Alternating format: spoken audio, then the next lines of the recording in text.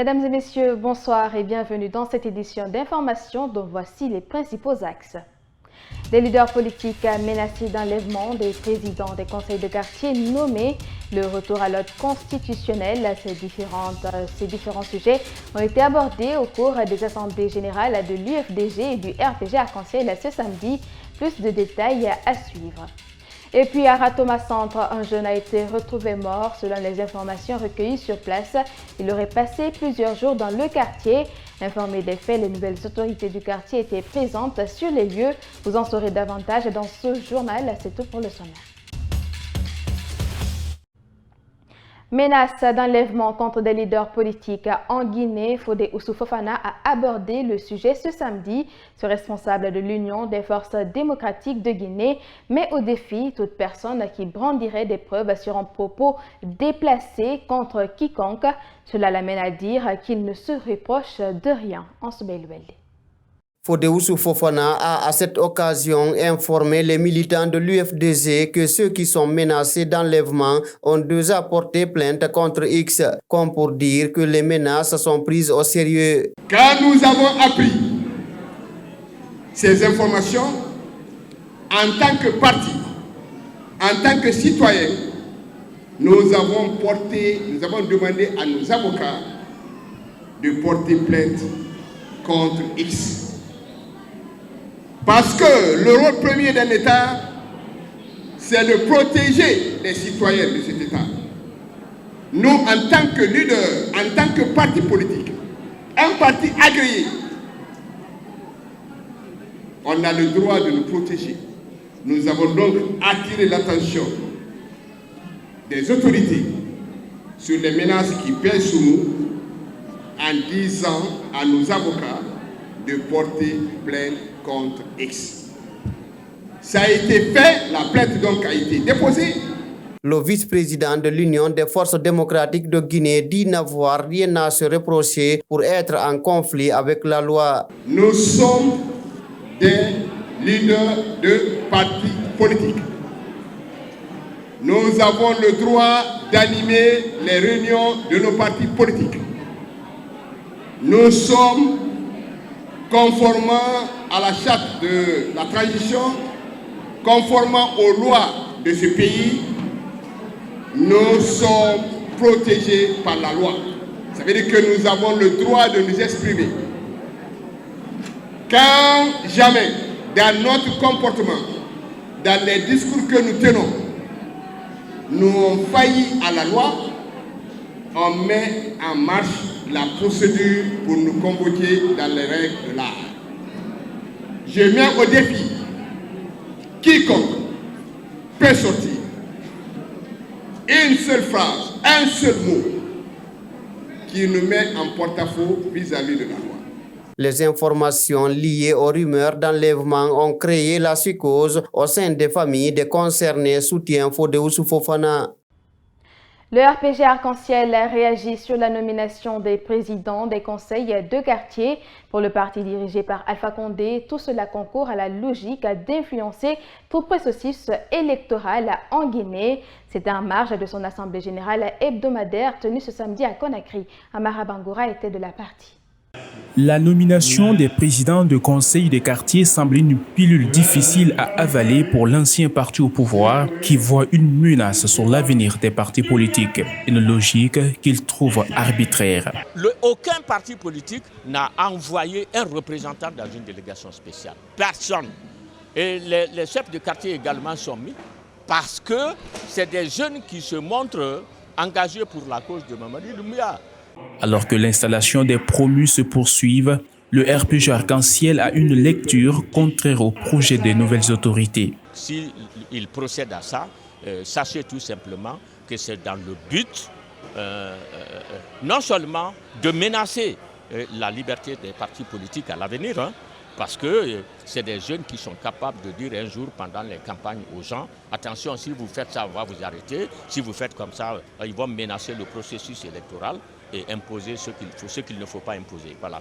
Cependant, les nouveaux chefs de quartier sont réclamés dans plusieurs endroits par les citoyens. Une réclamation fondée sur l'absence des anciens, sur des préoccupations qui n'étaient pas prises en compte dans plusieurs localités.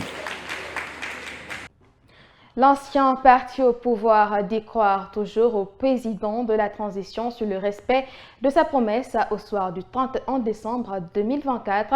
Le RPG Arc-en-Ciel estime que le général Mamadi Doumbouya est en train d'être induit en erreur par son entourage. Suivez Mohamed Lamine Kamisoko, membre du bureau politique national du parti dirigé par Alpha Condé, au micro d'Amara Bangora. Nous savons que Mamadi Doumbouya n'a pas de parti politique. Ceux qui sont en train de s'activer pour l'induire dans l'erreur, le dire de ne pas lâcher le pouvoir, de créer son parti politique, de faire ça, sont ceux-là qui sont en train de l'induire dans l'erreur. Et nous pensons qu'il est capable de faire un sursaut de conscience militaire pour dire non, un militaire ne ment pas à son peuple. Donc, je ne me présenterai pas et aucun membre du CNRD ne va se présenter. Je ferai en sorte que la date, tous nos engagements soient respectés. C'est en cela que nous croyons, parce qu'avant tout, il est un Fakoli dans les conditions normales. Un Fakoli ne trahit pas, un Fakoli respecte toujours ses engagements. Dans le Grand Mandingue, les Fakolis sont caractérisés par ça.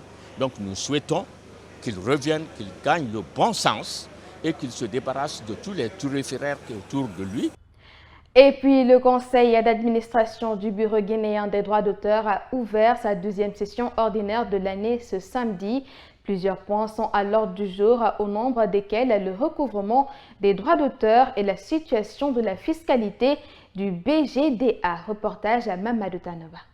9 points étaient inscrits à l'ordre du jour, parmi lesquels les plus prioritaires: la validation du plan d'action opérationnel 2025, l'arrêt des comptes 2024 et la situation de la fiscalité du Bureau guinéen des droits d'auteur. Au niveau du recouvrement, des avancées majeures ont été enregistrées selon le président du conseil d'administration du BGDA, Sekou Diakité. Comme avancée majeure, nous avons un système en place qui permet aujourd'hui d'aller vers tous les usagers, les intimer à payer ses droits.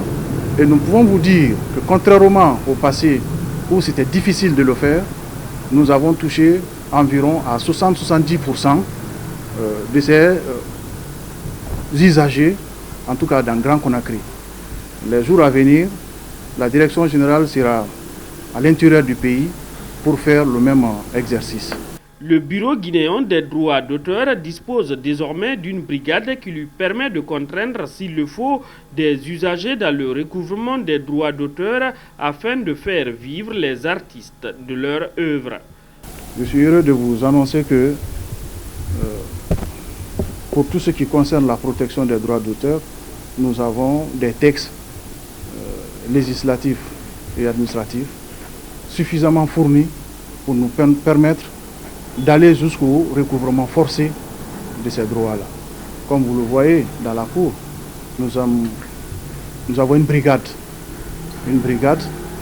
qui permet au dernier ressort de nous aider à recouvrer ces droits-là. Nous avons signé des partenariats avec les forces de sécurité dans ce sens-là.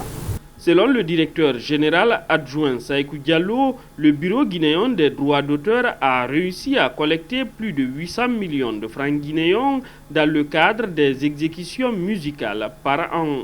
En dehors de la redevance que l'État paye, parce que l'État paye 3 milliards de francs pour les services publics, j'avoue que nous sommes au-delà de 800 et quelques millions de francs en termes de collecte effectuée dans le cadre des exécutions musicales. Par an, oui. Le Bureau guinéen des droits d'auteur poursuit la refondation de son organisation à l'interne pour un bon accomplissement de sa mission. Pour finir, je vous l'annonçais au sommaire, un jeune a trouvé la mort à Ratoma Centre après avoir passé plusieurs jours dans le quartier. Cette triste nouvelle est intervenue à la suite de plusieurs alertes des citoyens sur la présence injustifiée du jeune dans la zone sans suite. Les nouvelles autorités du quartier se sont déployées sur les lieux pour constater les faits. Ansoubaï Baldé. Le jeune décédé a passé plusieurs jours dans la zone avant de mourir ce samedi en présence du nouveau président du conseil de quartier de Ratoma Centre. Des alertes ont été faites par des citoyens qui sont restés sans suite avant ce samedi. Alseni Kamara raconte ce qu'il a fait avec son équipe avant la mort du jeune. Oui, en fait, comme vous le savez, c'est hier que nous avons pris le service, c'est-à-dire la passation de service a été faite hier. Donc ce matin, avec la collaboration de la brave population du secteur permanence, ils nous ont informé qu'il y a un monsieur ici malade, fatigué. Donc moi et tout le conseil, nous sommes venus. On a vu qu'il était dans un état vraiment critique. Donc on a fait le premier nécessaire. En ce qui concerne, on lui a lavé, on lui a nettoyé, tout ce qu'on sait, et on a appelé la protection civile, mais malheureusement, ils n'ont pas répondu à l'appel. Donc la Croix-Rouge du quartier était venue, on a nettoyé tout ce qu'il faut, on lui a fait. Et au moment où on nous déplaçait de là-bas jusqu'ici, il a rendu l'âme. Avec les appels intensifiés, finalement, la famille du jeune décédé a été retrouvée. Alseni Kamara, président du conseil de quartier de Ratoma Centre, explique. Oui, selon des informations qu'on a reçues, il n'est pas du quartier parce que j'appelais mon homologue du Taouya qui nous a fait comprendre qu'il le connaît à Taouya. Donc sur ce, on a fait des enquêtes, on a appelé ses parents. Donc ses parents sont à Matam, certainement ils seront là d'un moment à l'autre. Oui, le monsieur auquel on a appelé, c'est son grand frère. Après lui, c'est lui. Donc on l'a appelé directement. Il dit qu'il n'y a pas de problème. Il reconnaît que c'est son jeune frère. Donc déjà, il est en route. Au moment où je parle là, il est en route pour nous rejoindre ici. La police était déployée sur les lieux pour constater les faits. Au moment où nous quittions, un médecin légiste était annoncé sur instruction du parquet de Conakry. Et voilà, ainsi s'achève cette édition d'information à tous. Merci de l'avoir suivi. Retrouvez l'intégralité de nos éditions sur notre page Facebook à Kavi TV. À très vite.